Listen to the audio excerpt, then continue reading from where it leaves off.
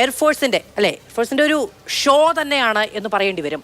എത്ര കൃത്യമായിട്ടാണ്, എത്ര പ്രിസൈസ് ആയിട്ടാണ്, എത്രമേൽ ലക്ഷ്യബുദ്ധിയോടുകൂടിയാണ് എയർഫോഴ്സ് ഈ സമയത്ത് പ്രവർത്തിച്ചത് എന്നുള്ളത്. ഒരു സിവിലിയന് പോലും ജീവൻ നഷ്ടമാകാതെ കൃത്യമായി ഭീകരവാദ കേന്ദ്രങ്ങളെ, ഫാക്ടറികളെ ലക്ഷ്യമിട്ട് മാത്രം എയർഫോഴ്സ് നടത്തിയ ആക്രമണത്തിലൂടെയാണ് പാകിസ്ഥാന് മുന്നോട്ട് പോകാൻ കഴിയില്ല എന്ന് വ്യക്തമാക്കപ്പെട്ടത്. നേരത്തെ ശ്രീ മേജർ രവി പറഞ്ഞതുപോലെ എന്താണ് നമ്മുടെ ശേഷി എന്നത് കൃത്യമായി മനസ്സിലാക്കാൻ ഈ ദിവസങ്ങൾ കൊണ്ട് കഴിഞ്ഞു എന്ന് ഉള്ളിടത്താണ്. ഇന്ന് പോലും സേന കൃത്യമായി പറയുന്നുണ്ട് എത്ര വ്യോമത്താവളങ്ങൾ, എത്ര വിമാനത്താവളങ്ങൾ എന്നുള്ളത് വളരെ വ്യക്തമാക്കിക്കൊണ്ടാണ് പറയുന്നത്. ഈ ആക്രമണത്തിനൊടുവിലാണ് പാകിസ്ഥാന് മുന്നോട്ട് പോകാൻ കഴിയില്ല എന്ന് പറയുന്നതും അസീം മുനീറിനെ കുറിച്ച് എടുത്തു പറയേണ്ടതില്ല. ഈ കഴിഞ്ഞ ദിവസങ്ങളിലെല്ലാം നമ്മൾ നിരന്തര മാധ്യമങ്ങളിലൂടെ വായിച്ചറിയുകയാണ് എങ്ങനെയാണ് ഇത്ര തീവ്ര ബുദ്ധിയുള്ള, ഇത്ര തീവ്രവാദ വിചാരമുള്ള ഒരു മനുഷ്യൻ യൂണിഫോം ഇട്ടൊരു സേനയെ നയിക്കുന്നത് എന്നുള്ളത്. അയാൾക്ക് പോലും ഇനി പിടിച്ചു നിൽക്കാൻ കഴിയില്ല, ഇനി അടിയറവ് പറയുകയല്ലാതെ മറ്റു വഴിയില്ല എന്ന് തിരിച്ചറിയാൻ കഴിയുന്ന കൃത്യമായ സന്ദേശം ഇന്ത്യൻ എയർഫോഴ്സ് കൊടുത്തു എന്നുള്ളത് എത്ര അഭിമാനത്തോടു കൂടിയാണ് സേന ഇന്ന് വ്യക്തമാക്കുന്നത്.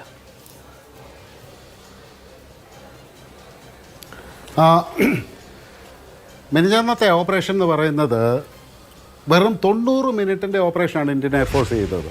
നമ്മൾ ആദ്യം അവരുടെ തീവ്രവാദി ക്യാമ്പുകളൊക്കെ ആക്രമിക്കുന്ന സമയത്ത് നമ്മൾ കൂടുതലായിട്ട് ഉപയോഗിച്ചത് സ്കാൾപ്പ് മിസൈലുകളും അതുപോലെ തന്നെ ഹാമർ ബോംബുകളും. ഹാമർ ബോംബുകളെന്ന് പറഞ്ഞു കഴിഞ്ഞാൽ അതുപോലെ സ്കാൾപ്പ് മിസൈലെല്ലാം അങ്ങേയറ്റത്തെ കൃത്യതയോടുകൂടി ടാർഗറ്റിനെ ഭേദിക്കാൻ കഴിവുള്ള ആയുധങ്ങളാണ്.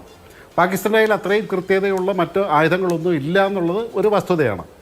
പിന്നെ നമ്മൾ അവരുടെ വിമാനത്താവളങ്ങൾ അതുപോലെയുള്ള ഇമ്പോർട്ടൻ്റ് ആയിട്ടുള്ള ടാർഗറ്റിനെ അറ്റാക്ക് ചെയ്യാൻ വേണ്ടി ബ്രഹ്മോസ് ഉപയോഗിച്ചു.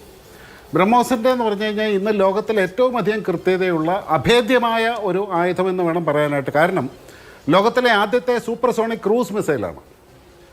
ഇന്ന് രണ്ടാം സ്ഥാനത്ത്, സ്പീഡിൻ്റെ കാര്യത്തിൽ രണ്ടാം സ്ഥാനത്ത് നിൽക്കുന്ന ഒരു സൂപ്പർസോണിക് ക്രൂസ് മിസൈലാണ് ബ്രഹ്മോസ്. അതിൽ ഇതിനേക്കാൾ ഉയർന്ന കപ്പാസിറ്റി ഉള്ള ഒരു മിസൈൽ റഷ്യയുടെ കയ്യിൽ തന്നെയാണ് ഉള്ളത്. അപ്പോൾ ഇതിൻ്റെ ആക്യുറസി എന്ന് പറയുന്നത്, നമ്മുടെ ഈ ആയുധങ്ങളുടെ ആക്യുറസി നമ്മൾ മെഷർ ചെയ്യുന്നത് CEP എന്നുള്ള ഒരു സ്കെയിലാണ്, സർക്കുലർ എറർ പ്രോബബിലിറ്റി എന്ന് പറയും. അപ്പോൾ ബ്രഹ്മോസിൻ്റെയൊക്കെ CEP എന്ന് പറയുന്നത് 5 മീറ്ററാണ്. അപ്പോൾ നമ്മുടെ കയ്യിൽ 3 മീറ്റർ മുതൽ CEP ഉള്ള ആയുധങ്ങളാണുള്ളത്. അത്രയും കൃത്യതയുള്ള ആയുധങ്ങളാണ്. അപ്പോൾ ബ്രഹ്മോസ് ഇന്ത്യയുടെയും റഷ്യയുടെയും കൊളാബറേഷനിൽ ഉണ്ടാക്കിയതാണെന്ന് പറയാം. പിന്നെ നമ്മൾ അവരുടെ ഒരുപാട് റഡാർ ഇൻസ്റ്റലേഷൻസിനെ നമ്മൾ തകർത്തിട്ടുണ്ട്. അതിനു വേണ്ടിയിട്ട് നമ്മൾ രുദ്രം മിസൈൽസാണ് ഉപയോഗിച്ചത്. രുദ്രം എന്ന് പറയുന്നത് ആൻറ്റി റഡാർ മിസൈലുകളാണ്.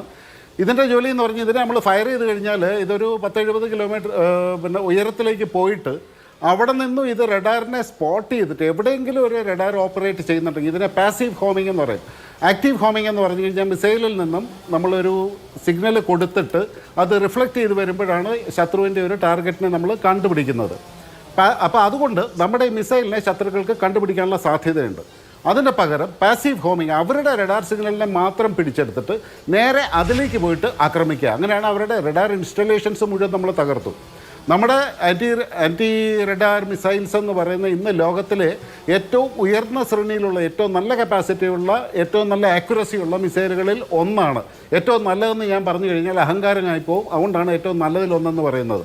ഏറ്റവും നല്ല ആൻറ്റി റേഡിയേഷൻ മിസൈൽ നമ്മൾ സ്വന്തമായിട്ട് ഡെവലപ്പ് ചെയ്തതാണ്. പിന്നെ ഈ പറഞ്ഞ ആക്യുറസിയോടുകൂടി ഇത്രയധികം വലിയ പ്രഹരം നമ്മൾ ചെയ്ത് കഴിഞ്ഞപ്പോൾ നമുക്ക് അത് തന്നെയല്ല, ISRO ക്ലിയറായിട്ട് പറഞ്ഞു 10 സാറ്റലൈറ്റാണ് ഇന്ത്യയെ സംരക്ഷിക്കാൻ വേണ്ടി മുകളിൽ നിന്ന് വാച്ച് ചെയ്തുകൊണ്ടിരിക്കുന്നത്. ഈ യുദ്ധത്തിൽ പങ്കെടുക്കുന്നത് ISROയുടെ 10 ഉപഗ്രഹങ്ങളാണ്.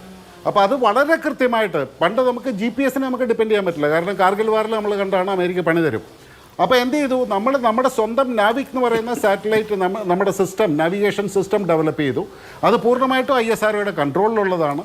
അപ്പോൾ അത് ഉപയോഗിച്ചിട്ടാണ് നമ്മൾ ഇതിൻ്റെ ഈ ആക്യുറസി കൺട്രോൾ ചെയ്യുന്നത്. അതുകൊണ്ട് പിൻ പോയിൻ്റ് ആക്യുറസി ഇന്ന് ഒരു പക്ഷേ മറ്റാർക്കും അവകാശപ്പെടാനില്ലാത്ത, ഇസ്രായേലിലും അമേരിക്കയും ചൈനയും റഷ്യയും എല്ലാം ഉണ്ടെന്ന് പറഞ്ഞു കഴിഞ്ഞാൽ ഒരുപക്ഷെ അവരോട് കിടപിടിക്കുന്ന രീതിയിലുള്ള ആക്യുറസി ഇന്ന് തീർച്ചയായിട്ടും നമുക്കുണ്ട്.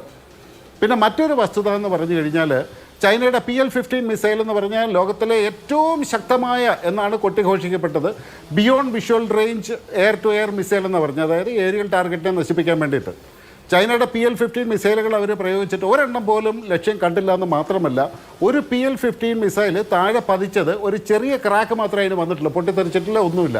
അത് നേരെ DRDO എടുത്തുകൊണ്ട് പോയിട്ടുണ്ട്. ഇനി അതിൻ്റെ മുകളിൽ അവരൊരു കുത്തബ് മിനാർ പണിഞ്ഞ് അതിനെ പൂർണ്ണമായിട്ടും റിവേഴ്സ് എഞ്ചിനീയറിംഗ് ചെയ്ത് അതിൽ നിന്നും കൊള്ളാവുന്ന ടെക്നോളജി ഉണ്ടെങ്കിൽ ഉണ്ടാവും, തീർച്ചയായിട്ടും ഉണ്ടാവും.